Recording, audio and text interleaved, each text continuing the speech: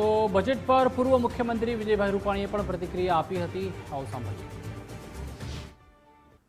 કેન્દ્ર સરકારનું બજેટ રજૂ થયું છે અને આ અંગે વાત કરવા માટે ગુજરાત રાજ્યના પૂર્વ મુખ્યમંત્રી વિજયભાઈ રૂપાણી આપણી સાથે. વિજયભાઈ, ખાસ કેન્દ્ર સરકારનું આ બજેટ કઈ રીતે આપ જોઈ રહ્યા છો?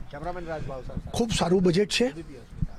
પહેલાં તો નિર્મલાજી પોતે મધ્યમ વર્ગના ગૃહિણી છે અને ખરા અર્થમાં એને મધ્યમ વર્ગના લોકોને આજે ખૂબ ખુશ કર્યા છે કે મધ્યમ વર્ગના લોકો મહિને 1 લાખ રૂપિયા કમાય તો એને એક પણ રૂપિયો ઇન્કમટેક્સ ભરવો નહીં પડે. એટલે બહુ મોટી રાહત આપી છે. નાના ઉદ્યોગોને પણ બહુ મોટી રાહત આપી છે. 5 લાખ કરોડથી માંડીને હવે 10 કરોડ સુધીની ગેરંટી એમાં આપવામાં આવી છે. ખેડૂતોને પણ ખુશ કરવામાં આવ્યા છે.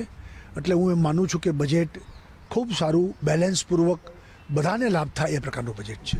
ખાસ બિહાર જેવા રાજ્યો માટે વિશેષ પેકેજ પણ જાહેર કર્યું છે. એવું કહી શકાય કે ચૂંટણીલક્ષી ત્યાં ઇલેક્શન પણ છે, એટલા માટે ત્યાં રાજી કરવા માટે, ખુશ કરવા માટે લોકો માટેની ત્યાં વિશેષ જોગવાઈ આ બજેટની અંદર જોવા મળી રહી છે. હું એમ માનું છું કે ઇલેક્શન લક્ષી કરતાં બિહાર એક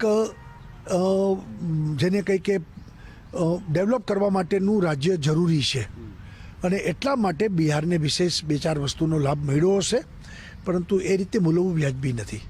12 લાખ સુધીનો જે સ્લેબ છે ઇન્કમટેક્સ ફ્રી કરવામાં આવ્યો, ખાસ કરી ઘણા એવા નોકરિયાત વર્ગ અને લોકો જે છે જે આ સ્કેલની અંદર આવતા હતા, તેના માટે આ ફાયદાકારક બજેટ હશે. ચોક્કસ.